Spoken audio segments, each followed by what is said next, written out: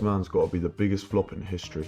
Today we're going to be deciding who Blue Lock's new top 6 should be now that the under-20s game is done. So let's get into it. But first, we have 3 very honourable mentions. Gagumaru unfortunately could not make the list, but that's because he was in goal obviously, which made it very hard to rank. Despite it being a great dribble, Bartra only had 1 dribble and that's all he did all game. But if he had scored the goal, he probably would have been in the top 6. And last but not least, we have to go with Karasu, who was the anchor to Blue Lock, but he was just unlucky that he came up against Itoshi Sai, and obviously he did not score. With that out of the way, we can get into the real top 6.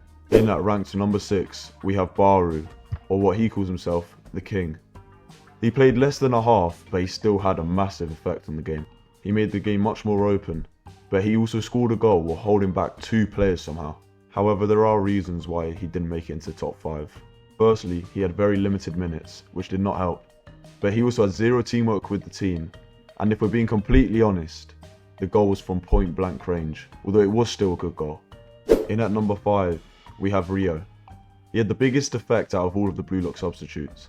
He even stopped Shido from scoring multiple times. And let's not forget, he copied Nagi's skill while defending, having never tried it before. The only reason he didn't make it into the top 4 is because of his limited minutes. Now onto our number 4, we have the fan favourite, Nagi.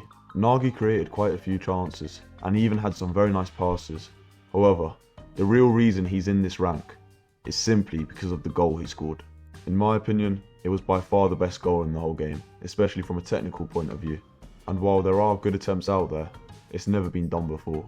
However, if we're being brutally honest, he just simply did not affect the game as much as the other 3 ahead of him. Which brings us on to number 3. We have the main man himself, Yoichi Isugi. Isagi was vital in Blue Lock for breaking down the under-20s team defence. He was the only other player on the pitch to keep up with Sai other than Rin. Although when we say keep up, he was not on the same level, he could just simply understand him. His stats were also very good in the game. He got an assist to Baru, and of course, the winning goal. This goal had a lot of pressure, and it was one of the best goals in the entire game, especially from an animation point of view. However, why is he in number 3? Well, firstly, he clearly struggled up against IQ, and although IQ is a top defender, he did not have the ability to get past him. And also, you could argue that it took him a while to get into the game, but when he did get into the game, he played very well. And then, in number 2, we have Sai Toshi's little brother, Rin. Rin was Blue Lock's captain, and for most of the season, it felt like he was the main character. Him and Sai's relationship was really built on, especially during the match. So why the drop in rank? He was by far the best player on Blue Lock's team, and scored a great goal with the outside of his boot. Also, the entire tactics of Blue Lock revolved around him, and he delivered.